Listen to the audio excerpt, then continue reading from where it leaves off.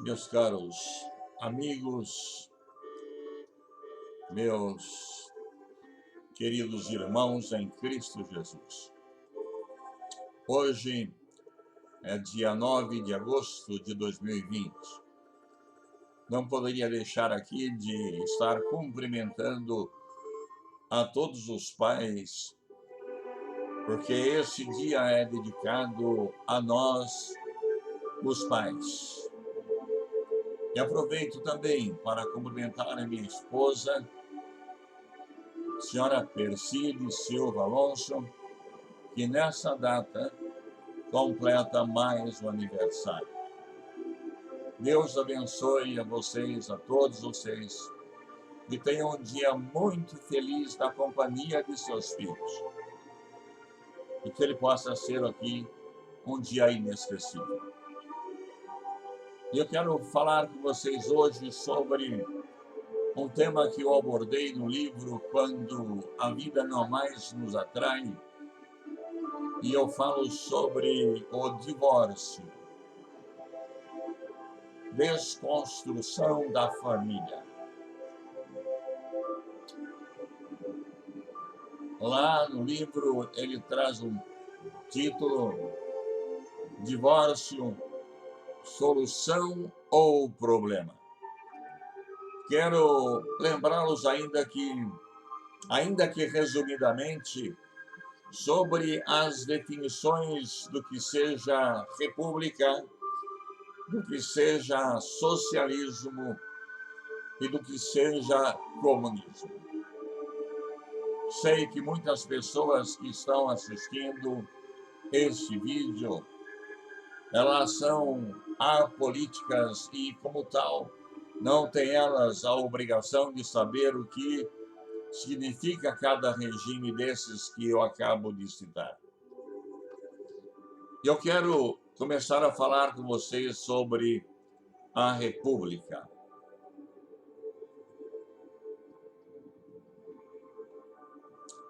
O que é República?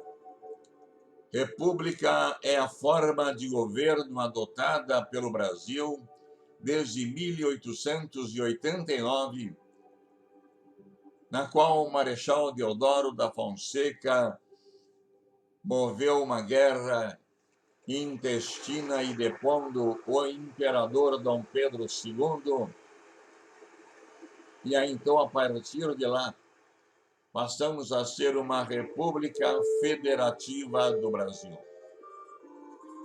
A república é aquele regime na qual o chefe de Estado, presidente da república, é eleito pelo povo por tempo determinado, se diferenciando da monarquia, porque a monarquia, o rei, ele é ad eterno, ele morrendo, os seus sucessores assumem o trono. Na presidência da República, completado aquele ciclo constante na nossa Constituição Federal, que hoje ela dá o mandato do presidente da República por 4 anos, após o que deverá ter novas eleições, e aí, então, um novo candidato poderá ser eleito, ou mesmo esse presidente poderá ser reeleito por mais 4 anos. A palavra república vem do latim res publica, que significa coisa pública, portanto, está relacionada à administração dos interesses públicos. E eu passo agora a responder a segunda pergunta. O que é socialismo? Socialismo é o sistema político econômico que teve ascensão entre o fim do século XVIII e a primeira parte do século XIX, e que tem como essência o princípio da igualdade. O sistema socialista é muito associado ao modelo marxista, mas não existe só esse tipo de socialismo. As principais características do socialismo são a igualdade de divisão de bens entre a sociedade, o poder centralizado do Estado, inclusive de controlar os meios de produção, a ausência de competição e lucro e a ausência de divisão de classes. Em resumo, o socialismo é contra modos de produção privados, é contra a obtenção de lucros, as propriedades privadas e a competição de mercado. Ela não existe no socialismo. Em suma, o socialismo ele abre as portas para o comunismo. E agora eu respondo à terceira pergunta, que é sobre o que é comunismo. Comunismo é uma ideologia com princípios políticos, sociais e econômicos. A sua principal característica é defender a criação de uma sociedade sem classes sociais, na qual os meios de produção sejam de propriedade comum. É geralmente considerado a etapa final do socialismo e é o sistema oposto ao capitalismo. Expressões comunismo e socialismo recebem significados nem sempre muito precisos. Numa explicação bem resumida, daria para dizer que, segundo a teoria marxista, comunismo e socialismo costumeiramente são termos usados como sinônimos. Mas, pela teoria marxista, o socialismo seria uma etapa da revolução para se chegar ao comunismo, a utópica sociedade sem classes sociais nem Estado.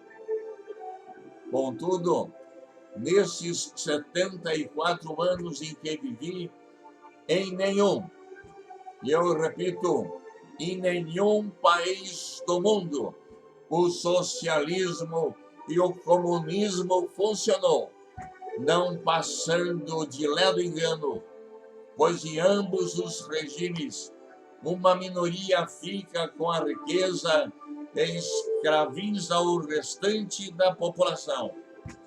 Nem mesmo seus filhos te pertencem. Entendem os comunistas que os filhos eles são do Estado e o Estado é quem vai educá-los segundo os seus princípios, principalmente pela lavagem cerebral, fazendo crerem que o comunismo é bom. O pastor Richard Umbrandi, que esteve preso na Romênia por pregar o Evangelho e que fundou uma missão chamada As Vozes dos Mártires, que já partiu em 2001, fez ele a seguinte afirmação: a única forma de se livrar da lavagem cerebral imposta pelos comunistas é a lavagem do coração pelo sangue de Jesus Cristo. Somente o cristianismo pode resistir o comunismo. A única forma de resistir o comunismo é através do cristianismo. E é por isso que o comunismo persegue o cristão, querem matar os cristãos todos da face da terra, porque enquanto houver um cristão, eles terão um problema pela frente.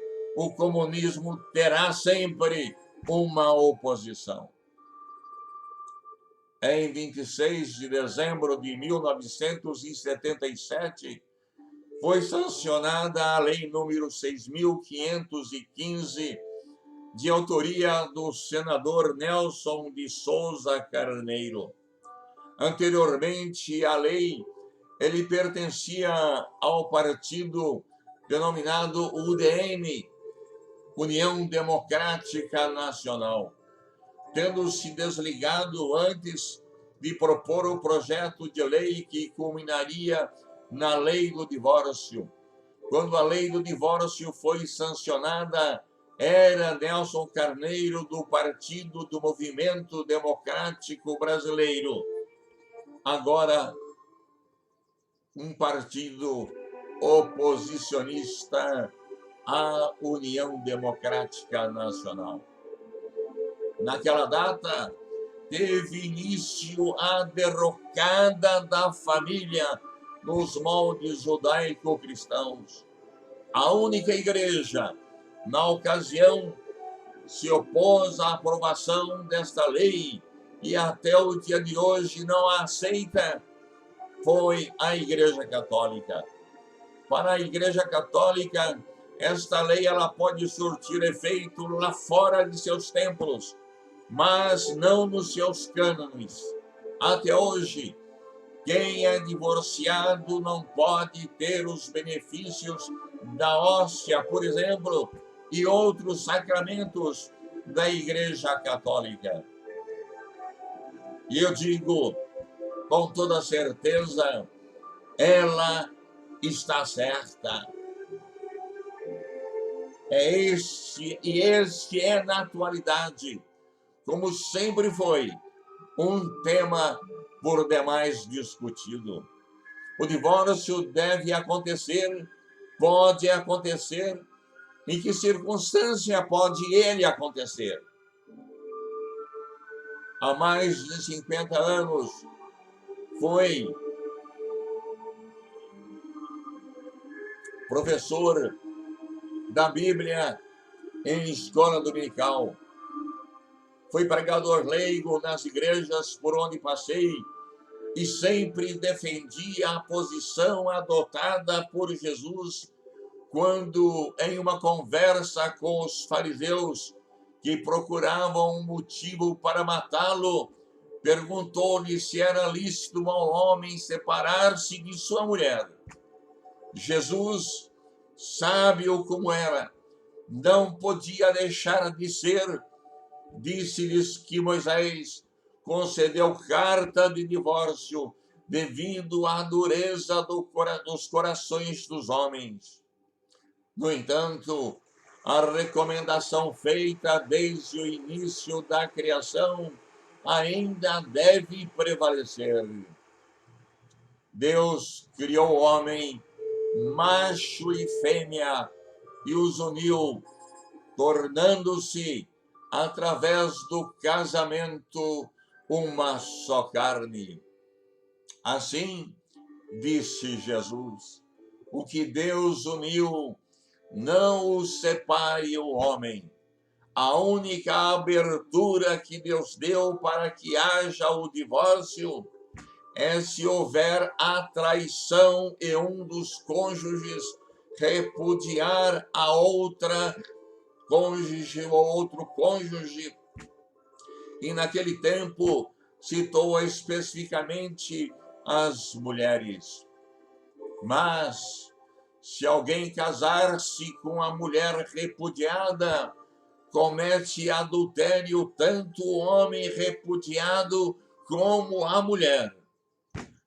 Assim, entendo que, na opinião de Jesus, o divórcio não deve ser uma prática costumeira como hoje se vê. Mais tarde, o apóstolo Paulo, escrevendo aos Coríntios, recomenda que os solteiros e as viúvas ficassem como ele, ou seja, sozinhos, sem se casar. Porém, se casarem, que não se separem, e se separarem, que não se casem de novo. Os cristãos no Brasil, até 1977, não aceitavam o divórcio, quer na igreja, quer os que não pertenciam a nenhuma igreja. Com o advento da lei de Nelson Carneiro, os católicos romanos e carismáticos se mantiveram fiéis aos ensinamentos de Jesus e não aceitaram, como não aceitam até o dia de hoje, o divórcio. Os chamados evangélicos e outras seitas já foram na onda e abraçaram a lei em todos os seus termos e admitiram o divórcio. Biblicamente, eu diria, os católicos romanos e carismáticos estão absolutamente certos. O Papa atual, Francisco I, parece acenar com a possibilidade de passar a aceitar os divorciados ou que católicos divorciem. Entendo que se ele assim o fizer, ele estará errado. Muitos entendem que é difícil conviver com o mesmo par durante tantos anos. Afirmo que realmente não é fácil, porém não impossível. Venho de uma família que sempre firmou o princípio de viverem até que a morte os separe. Para servir de exemplo, o meu pai e minha mãe viveram casados por 72 anos. O meu sogro, minha sogra, viveram juntos por mais de 50 anos. E assim conheço inúmeros casais que só se separaram com a morte, evidentemente, natural de um deles. Com minha esposa, vivo casado há mais de 50 anos. Fazem já 52 anos que estamos casados. Portanto, tenho autoridade para falar sobre esse assunto. Muitos casais chegam ao nosso escritório com o propósito de divorciarem e o discurso sempre é o mesmo: eu tenho o direito de ser feliz. Logo de imediato, os deixo decepcionados. Afirmo que o direito de serem felizes termina no instante, no momento em que se escolheram e decidiram casar-se. A partir daí, não têm mais o direito de decidir se devem ou não serem felizes. Se escolheram bem, serão felizes até que a morte os separem. Se escolheram mal, serão infelizes o resto de suas vidas, mas devem se suportar um ao outro até que partam para a eternidade. Lá, sim, dependendo também do que decidiram com relação à aceitação de Jesus Cristo, poderão novamente serem felizes. Após o casamento, os únicos que têm direito de serem felizes são os nossos filhos, que advieram dessa união. Não tem o casal egoisticamente o direito de fazerem qualquer escolha, mas devem empenhar-se para que os filhos sejam felizes. Os casais não fazem uma ideia do estrago que estarão causando aos seus filhos, quer psicologicamente, quer fisicamente, se vierem a divorciar-se.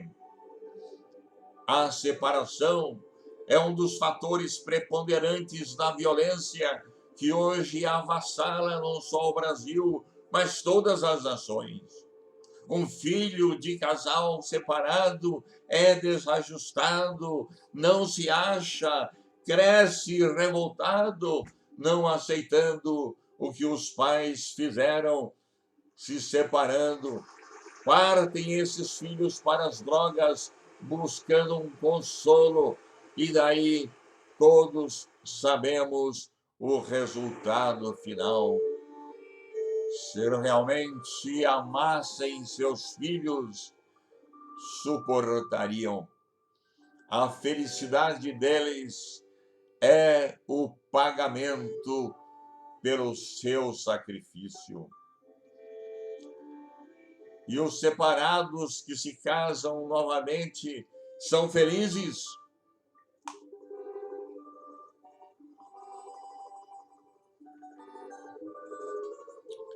A experiência tem mostrado que não. Se um casal se separa, certamente é porque não conseguiram se ajustarem, muitas das vezes com coisas e situações tão banais. E quando um deles se casa novamente, leva para o segundo casamento os erros do primeiro casamento, de sorte que esse segundo casamento torna-se pior do que o primeiro casamento. Há várias experiências que acompanhamos, e eu estarei contando apenas uma, não citarei os nomes, embora autorizado a fazê-lo. Um amigo nosso, oficial do Exército, foi nosso cliente, vindo a falecer, mas continuamos sendo amigos da família. Seu filho, um bem-sucedido médico cirurgião, estava casado com uma psicóloga, cujo pai também era advogado. O casal, naquela época, tinha uma única filha. Certa manhã, esse moço veio logo cedo em nosso escritório e desabafou o quanto pôde, concluindo que queria separar-se. Após uma conversa e conselhos de mais de hora e meia, consegui convencê-lo a não separar-se. Não durou muito tempo e ele voltou e foi taxativo. Vou me separar e o senhor pode preparar a ação. Muito a contragosto, preparamos o processo e fiz a separação do casal. Passado alguns meses, nosso amigo foi a um congresso relacionado à sua área de trabalho em outro estado de nosso país, e de lá voltou todo animado porque tinha conhecido uma moça solteira, e essa sim era a princesa que o faria feliz, segundo a sua narrativa.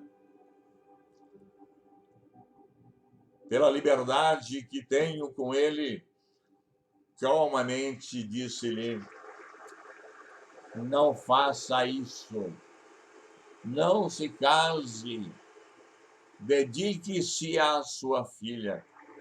Você está indo tão bem, não procure encrenca. Que nada adiantou o nosso discurso e ele acabou casando-se. Não demorou muito tempo, ou melhor, dentro da normalidade, teve ele uma filha e logo em seguida uma segunda filha, e essa segunda filha, infelizmente, nasceu com síndrome de Down. O relacionamento do casal, já passados 3 anos, estava desgastado. Certa manhã, chegou ao nosso escritório e debruçou sobre a minha mesa e pôs-se a chorar. Perguntei-lhe o que o afligia. Respondeu-me: não aguento mais. Eu não aguento mais. Eu vou me separar. Esta noite, doutor, não dormi nem um minuto sequer. Atrevi-me a perguntar-lhe o que havia ocorrido de tão angustiante assim. Contou-me ele que o que ocorrera dessa vez já tinha ocorrido outras vezes, passando a narrar o que para ele era a gota d'água que faltava. Disse-me ele, por volta da meia-noite ontem, ligou a minha ex-esposa e chamou-me às pressas, alegando que a minha filha estava com 39 graus de febre e ela não sabia o que fazer. Como médico, eu não pensei duas vezes e saí às pressas de minha casa em direção à casa de minha ex-esposa, que fica do outro lado da cidade. Lá, chegando, encontrou a ex-esposa vestida com uma camisola provocadora e, entrando, rapidamente foi em direção ao quarto da filha e a encontrou dormindo tranquilamente e, pondo as mãos em sua fronte, não havia nenhum grau de febre. Esbravejando por ter sido importunado desnecessariamente, voltou para sua casa, imprimindo em seu carro velocidade de forma a chegar o mais rápido possível. Ao chegar em casa, encontrou a sua esposa armada para uma guerra. Logo foi-lhe perguntado como estava sua filha, e antes que ele pudesse responder ou explicar qualquer coisa, foi narrando que antes de sua chegada em casa, a ex-esposa havia telefonado para ela, perguntando onde ele se encontrava. A sua atual esposa respondeu que ele havia ido até a casa dela, a ex-esposa, para cuidar da filha que estava ardendo em febre. A ex-esposa, em tom provocativo, disse à sua atual esposa que ele havia estado lá não por causa da filha, mas para vê-la, e descreveu o traje que estava vestido e que o recebeu com aquela vestimenta. O resultado foi que discutiram, brigaram a noite inteira. Embora tenha ele empregado todas as letras do vernáculo para convencê-la do que havia ocorrido, de nada adiantou, pois ela não acreditou em uma só palavra dele. Resultado, resolveram se separar. Na minha mesa, ainda com o rosto sobre a mesa, minutos de silêncio se passaram. Quebrando eu o silêncio, convidei-o a que voltasse em meu escritório acompanhado de sua esposa atual. Acrescentei que esse divórcio segundo era pior do que o primeiro, pois agora ele tinha uma filha diferente e que dependia totalmente dele. No dia seguinte, ambos vieram em meu escritório e em casa já haviam tomado a decisão final. Parou na porta da minha sala, encostou-se no portal e disse-me: doutor, nós viemos para tratar do divórcio.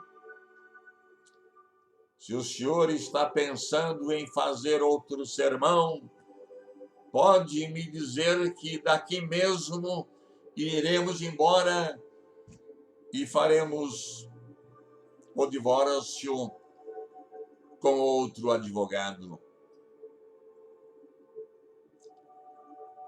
Diante dessa fala tão contundente, não havia outra alternativamente.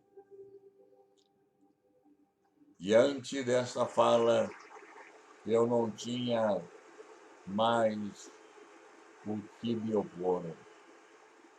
Calmamente, eu lhe respondi: eu não farei o seu divórcio novamente. Se você quiser tratar com uma de minhas filhas, que também são advogadas, e ele as conhecia muito bem, fique à vontade. A conclusão, a doutora Elizabeth aceitou cuidar do caso e procedeu os meios legais para que acontecesse o divórcio.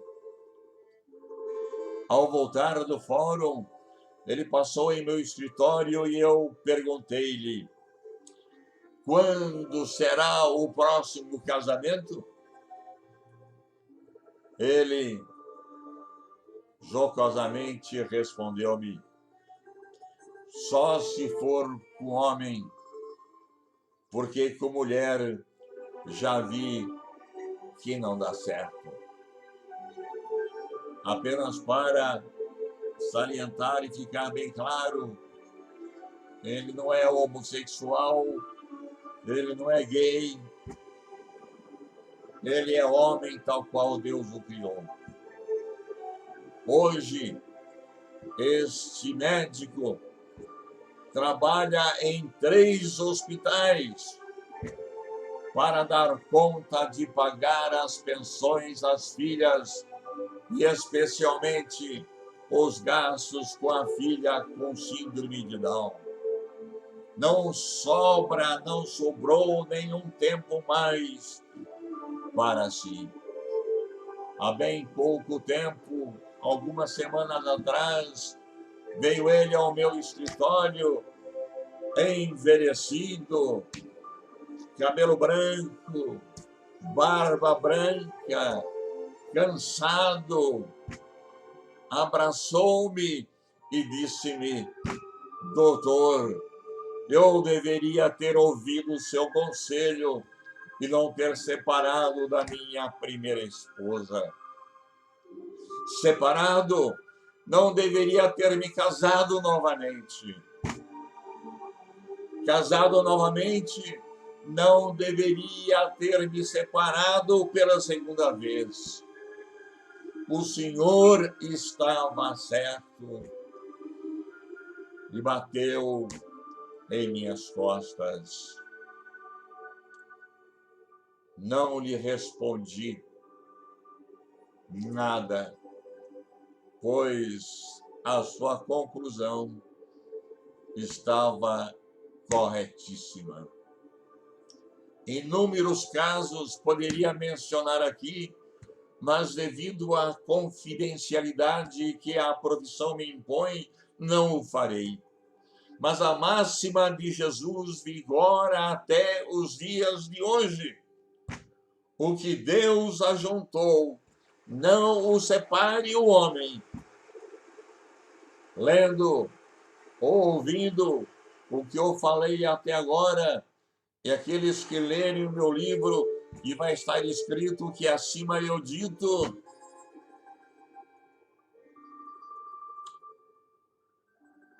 talvez alguns de vocês que não sejam meus filhos poderá perguntar: mas se o senhor é contra o divórcio, como pode permitir em sua família? Isto porque tenho eu hoje uma filha que é divorciada. não permiti, eu não consenti com o divórcio, mas foi imperioso em face de outros fatores que não me é lícito mencionar aqui. Contudo, o fato de ter ocorrido em minha casa não muda a minha opinião a respeito. Continuo contra o divórcio.